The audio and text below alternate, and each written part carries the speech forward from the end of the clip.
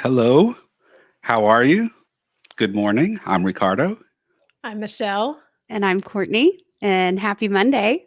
Yes, it's Monday, and welcome to another episode of the Force for Girls Live, Yes. formerly known as the Force for Girls Show. It still wants to slip out every once in a while, but that's okay.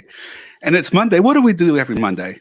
We do our word of the week. And yeah, just okay. So because I have a question for Michelle after this, but okay. So our word of the week we pull each Monday on our 6 a.m. calls by pulling a Do 52 stick that is stamped with a verb. Do 52 is a simple but powerful toolkit designed by House of Shine to prompt us weekly to do things mindfully and to open ourselves up to new ideas. This week, our word is remark. So, real quick, before Michelle gives us definition, I want to remark on that beautiful sign behind her and ask us to tell us something about it real quick. Thank you. Yes. So this is my logo, M squared, Michelle Martini. Looks beautiful. And my daughter and I did pour painting, and I did an oval to put my logo in. And then a good friend of mine is an amazing artist. And so I gave that to her and said, do something creative with my logo in the middle, in the oval. And so she did such a great job. You can't tell, I don't think on here, but I talk often about my barometer being the fruit of the spirit: love, joy, peace, patience, kindness, goodness, faithfulness, gentleness, self-control. And so there's little stamps all through here behind my M squared, behind my logo, with those words on it. So Yay. Yeah. Yes. It looks beautiful. And for the audio listeners, you can go to forceforgirls.com, see it on YouTube so you can see the sign and you can see us. Yes. We put extra effort into making ourselves look presentable for this show. Just for you guys. Just for you guys. Break it down, Michelle. What is the definition for the word remark? Okay, so there are two verb definitions. One is say something as a comment or mention. And then the other is regard with attention or notice. So what does that bring up for you guys? Okay. For me, I gotta get something off my chest that occurred to me. All these remarks about 2020 have to stop. Come on, guys. It's the first week of November, and we're still talking about how, 2020 is so different. Oh, everything has changed in 2020. Oh, because of the way that this year is going. Oh, because of this and that in 2020. Come on. It's November. We got 2 months left. We can make it. We can make it. And it's okay. So these remarks, i.e. observations, statements that we're making about 2020, they got to go. Because they're impacting your mind immediately. I saw several posts today or over the weekend that were saying, oh, it's just like 2020 hit me in the face. No, it's not. No, it's not. And if you're going about your life like 2020 just hit you in the face, oh. You needed to be woken up then. Sorry. Be impeccable with your word. Very. Be impeccable with your remarks. Be impeccable with those remarks. And so to play on to what Ricardo just said, so one thing he brought up this morning was the word remarkable. So what can you do instead of anytime you are challenged to say, bash 2020 in some way, just flip it. What can you do to make today remarkable? What can you do to make November and December remarkable? What can you do with the cards you've been dealt to make it absolutely breathtaking? We forget that the power's there for us to do that too. We just pick complaining about where we're at, because that's more comfortable. So keep in mind, remarkable is uncomfortable. So you got to step out of your comfort zone. And comfort is the known. Real quick. Yes.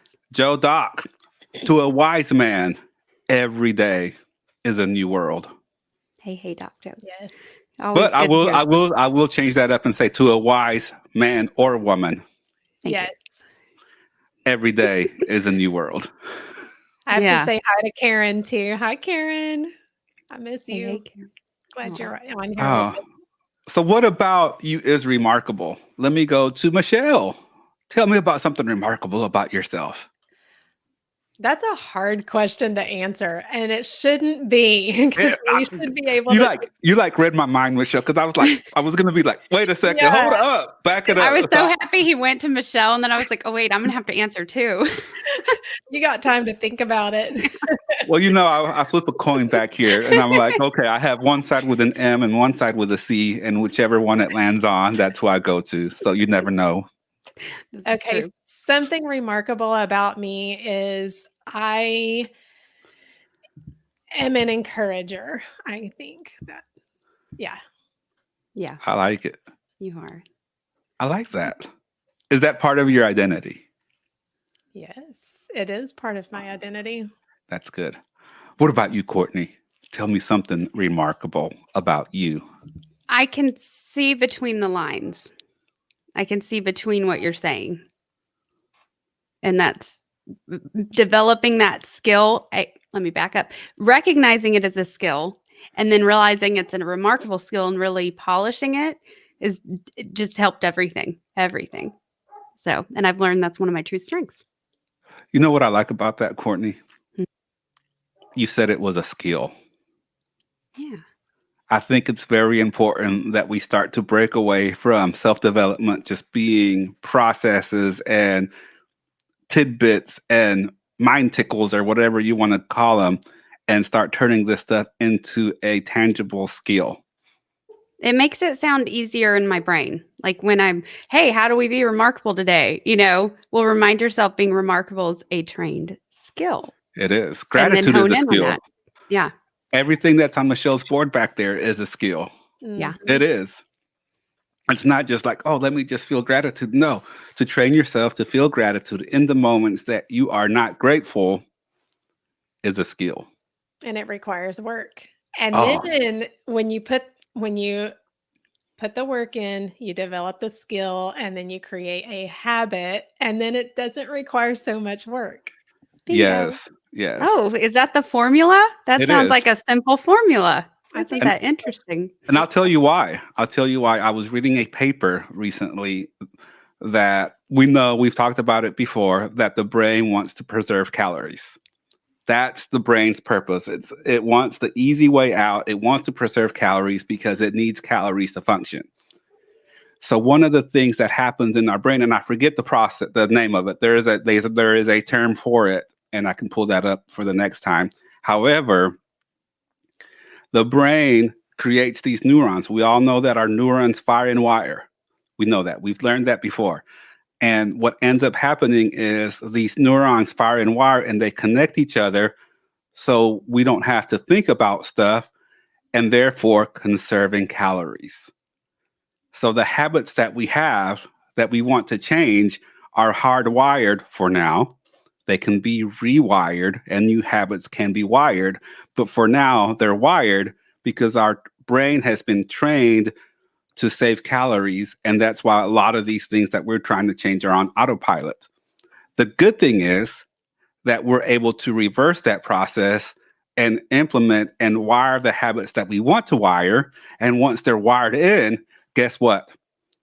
The brain just does it automatically because it wants to save calories. Yeah. Mm-hmm. It's kind of like when the day we interviewed Sean Murphy a couple months ago, he was talking about habits and building the challenges of building new habits. So what if instead of building a new habit, let's remark it, like pause, mark it. But like, what if in your brain, you just paired something you wanted to build up to with a habit you already do, So instead of thinking you have to develop this entire new habit, just like Ricardo was saying, neurons that fire together, wire together, start doing something along with something that already is a daily act. Correct. It's going to be awkward at first, but that's the whole point, is it's only awkward and hard when it's the unknown. Because after that, it becomes tangible things you can deal with. The more you know about it, those are things you can start to file them away, put them in their place, organize the steps. But before, it's just unknown and it's terrifying. So bind it to something that's not. And why is it terrifying? Because it's the unknown. Who wouldn't be scared of the unknown? Yeah. I'm always scared of the unknown. And anything that you're not used to, guess what that is? The unknown. Yep. That's that deep dark abyss you got to jump into, but don't know what's below the surface, but I don't know, there's that funny meme where it's like a kid and he's terrified to put his feet down the water and turns out it's just about 2 feet deep. He can stand in it the whole time. So what if what you're terrified about, you're making into this remarkably large, like just challenge, and turns out you'll be able to stand just fine. But, I got a joke about that meme, about that little video. Jessie sent it to me. She's like, "This is you." And I'm like, wait, let's raise our hand. What is analysis paralysis? Who gets caught up in analysis paralysis? Because I know I do. That is our joking term that just means, hey, you're overthinking it. Just shut up and do it. Yeah. Oh, so the remark. Oh, yeah, Jessie. OMG. Yes. Laugh. Doc Joe, thank you so much for tuning in, Doc Joe. I love your droplets of wisdom. Real life is in the unknown. It's the adventure of living. Yeah. But why is it so hard, Michelle? Why is it so hard to go into the unknown? Partly, I believe, is because we create things in our brains. So we make assumptions as to what is in the unknown, or what it's going to look like, or what's going to be on the other side of, or what's going to be under that 2 feet of water. We make assumptions that are not real. They're literally made up in our brains. And most of the time, probably that's not the way things end up. And so we create something in our brain that we're afraid of. And so we resist the unknown. Whereas if we'll just jump into the unknown and embrace it, usually what I've discovered in my life is when I do that, it's beautiful. It's like, wow, it's exciting. It's adventurous. It's something new, I picture it like going into a tunnel. So you're on one side of a tunnel and there's this big old tunnel or cave or something, and it's dark in there. And then you start to go in there, like for me, drinking water, working out, or whatever that case may be. And you get in there and it's very uncomfortable because you can't see where you were. You can't see where you're going.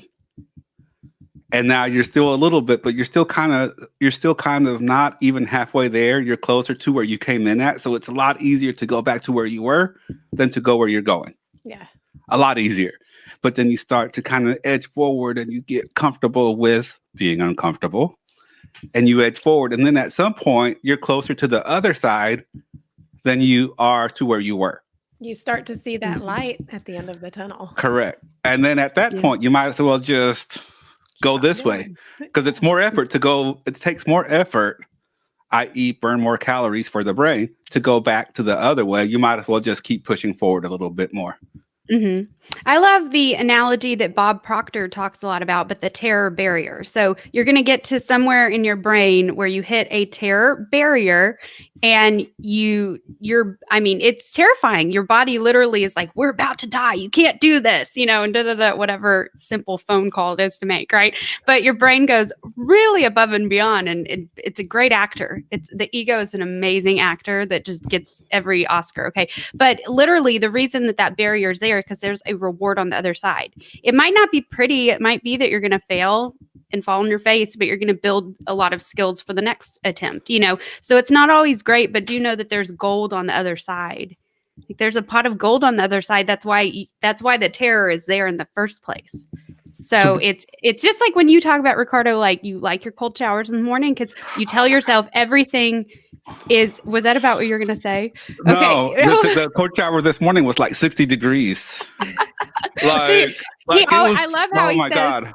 I'm going to ask you to, okay. So yeah, basically he tells himself, hey, everything I want is on the other side of this cold shower. But when he gets up next to the next, like, I don't know, chug a glass of water at noon, when you're like, oh, I don't want to do it. Guess what? Everything I want is on the other side of me conquering this.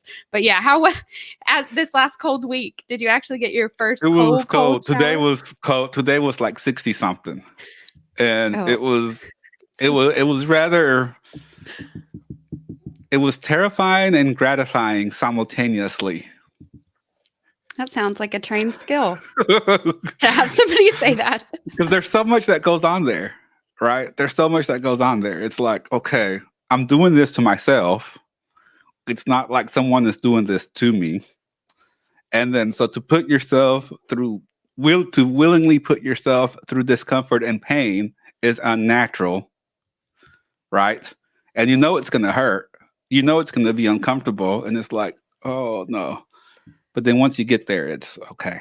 This How is long do good. you think about it before you do it? That's like That's I a great saw question. a video of Will Smith talking about the fear of jumping out of an airplane. Love that Yes. video. Such a good. Yeah. It's Will you so recap good. that for us? Yeah. So he's like getting ready and he talks about that. He goes through the whole process of the fear that you feel before you jump out of the plane. And then the instructor that you're attached to counts 1, 2, and instead of 3, he pushes you out on 2 so that you don't have time to grab onto anything.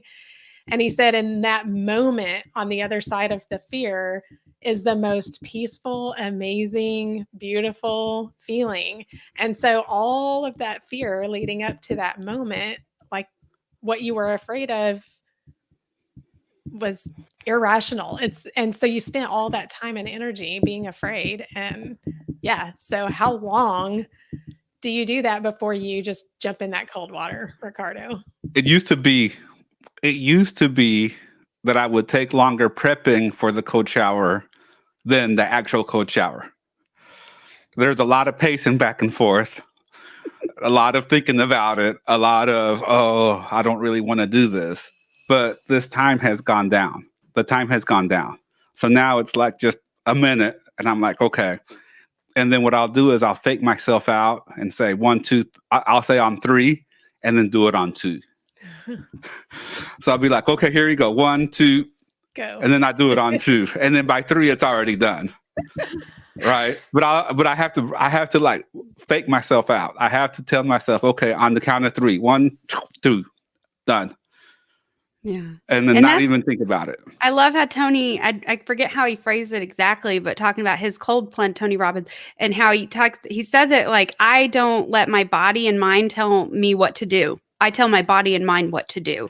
And the way he says it though has so much conviction, and he's like a giant, and his voice just resonates throughout the entire, like, seminar hall whenever he says it. And he's like, oh, but like, that's what I hear when I hear you tell that story. It's like, it's just another drop in the bucket of stacking moments where no, body, you don't tell me what to do. You don't get to dictate it just based off how you feel at the moment. I am commanding how we're going to show up today, and there's such power in just taking the reins on that. So you don't have to take a cold shower every day. You can develop whatever ritual you want, but man, that one's effective. Yeah. My next house is going to have a cold plunge, but Jesse won't let me get a cold plunge until we get a pool. So the next house will have a pool and a cold plunge, because I've already been denied. I ran it through up the chain of command, and the CFO put a big old decline on it. We're not getting that until we get a pool. Okay. Okay. Yeah. Hey, Fair enough. He's always right? Fair enough. Back to the word remark. What if we put a dash between the RE and the mark? What do you have to mark again? I know we're taking it way out of context, away from the definition, but what do you need to go back and mark again? Like Courtney said this morning, mark your, what did you say? Mark?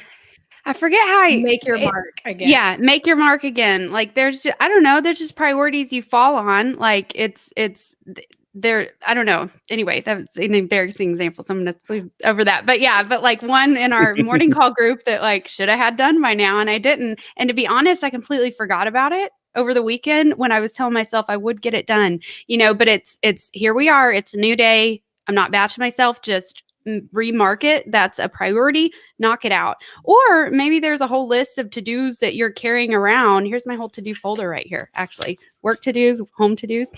So yeah, maybe are you carrying something over and over that it's not a priority anymore? So do you truly want to mark that? You need to figure that out. Because like we said earlier, you're always burning calories. Even just thinking these anxious thoughts of like, oh, I have to get this done. I should have done this. Oh, they're going to think this of me because stop. Just, is it a priority? Is it not? Okay, cool. Get it done. Remark it. Work it in. Redo it. Whatever. What about if you think about your brain like a whiteboard? and you have a habit up there. A habit that you checked off, i.e., marked.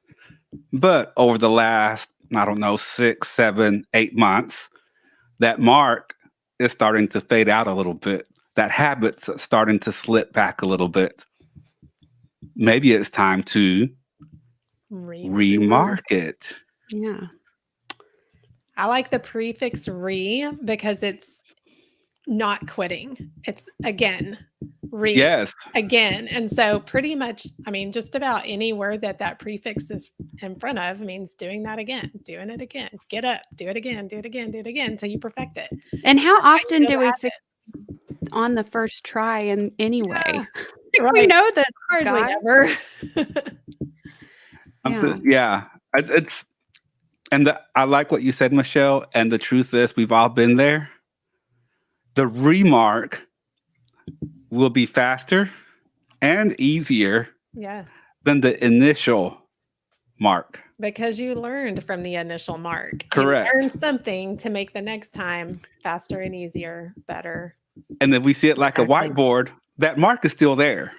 That mark is still there. It's just maybe faded out a little bit. But even if it's been that, if that mark has been there for a long time, have you ever had a whiteboard where you wrote something and it's been up there for months? Even when you erase it, you still see the remnants of it. You have to like really go at it with like some cleaner to really get it off. And sometimes it doesn't even come off. Right? Yeah. So the remark part, like Michelle said, it'll be easier because there's still that baseline and you have that route to go back over to, say it with me, remark. That's Yes. literally how you rewire your brain too. So the more you do it, the more it's like building a habit or building a skill like we talked about earlier. The more times you do it consistently, time and time and time and time again, you're literally remarking that thing in your brain and rewiring your brain to where eventually it's etched in. You just have to keep repeating the same behavior over and over and over until it becomes a habit. Yep. Mhm. Like you're Recommit. remaking neurons Yes. Yep. because you're doing it repetitively. So like your body's there to support you. Your body, mind, and soul, all three are there to support you. You just got to mark what's important and I mean, go after like consistency. It's all those kind of cliches, but Yeah. Yeah. It's all that's where recommit, the power lays. remark, Mhm. recreate. All that falls in line. Remake. I love this. I Remake. think was that what Tamara brought up? Remake, Yes. because technically, in the rules of the Do 52, if it doesn't resonate with you, you can change what it says. So that was one thought. Whenever they first saw remark this morning, was well, I prefer remake. You know, that's perfect because it resonates with you. Correct. So I love it. All right. Then this was good. This was good. Final thoughts, Michelle? Remark.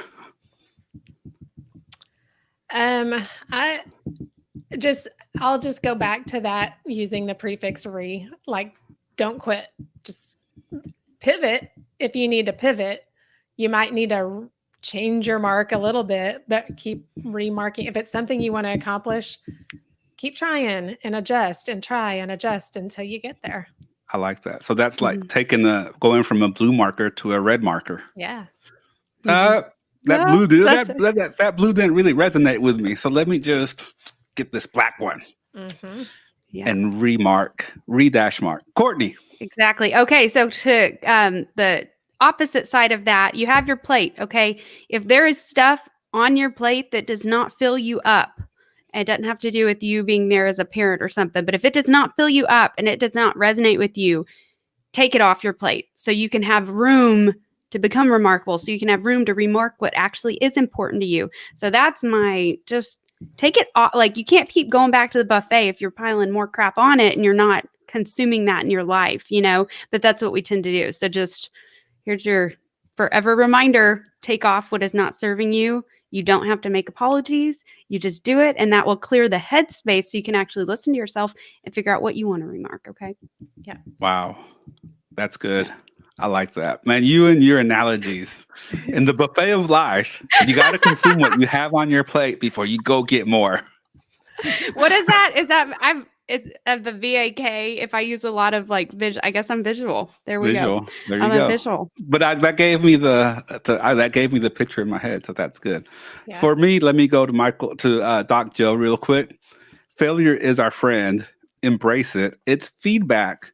Use require variety. Staying resilient, and changing it to fit and create the future the way we want it. Remarkably. I think Doc Joe gets a mic drop today. Yeah. Thank you. Yeah. Oh, so Yeah. true. And be aware of your marks. Like I said before, if in the whiteboard in your head, if there's a mark that's starting to fade, be aware of it. Don't be scared to go back and revisit it. Look at the feedback and look at what's going on. And maybe you need to go back and remark, redraw, retrace, recreate that mark. Redo it completely. That's okay too. Maybe redo it. Yeah. Whew. Thank you so much for tuning in, guys. We appreciate it. Remember to visit forceforgrowth.com. And Courtney? Oh, yes, you guys. I'm glad we remembered. Okay, hashtag Force for Growth. So if you like and share, I'm sorry, let me focus. If you share our podcast on any social media and use hashtag Force for Growth, you have a chance to win Tony and Sage Robbins' Ultimate Relationship Program, which is an amazing program, $200 value. And if you are on our Apple side of the world, if you'd be kind enough to leave us an honest feedback review, that's how you enter. And there is no limitations. So leave all the reviews you can and share all you can. We're wrapping it up a week from today. Is that right? Yes. Yes. Yay. A week from today. A week from today. So a week from today is the final entry. So you got 3 more entries. And Friday, we got an amazing interview. Looking forward to that. And Wednesday, we'll be back. So we're here Monday, Wednesday, and Friday. Yes. And happy November, you guys. Just celebrate that. Like, it's a new month, new energy. Just go for it. Like, you got everything you need. Yes. Keep an eye on those remarks about 2020. Yes. Mm-hmm. We're closer to 2021 than we are at the beginning of 2020. Acknowledge that. Mm-hmm. Yeah. And if you feel like 2020 slapped you in the face, slap it back. Yeah. There you go. Boom. It's really that simple if you think about it. But we'll be back on Wednesday, guys. Have a great day, and we'll see you then. Bye. Bye. Bye.